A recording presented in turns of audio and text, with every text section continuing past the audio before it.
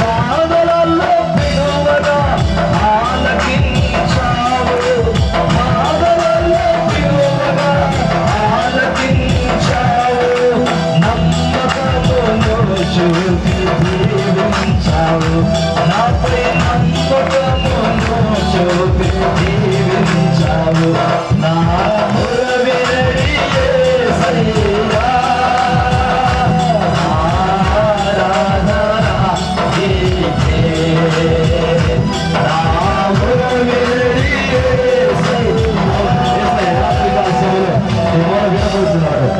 ఈ సహోదరు యొక్క భార్య బాగుండాలని పరిశుద్ధాత్మక భాగవతం మీరు చూస్తున్నారు.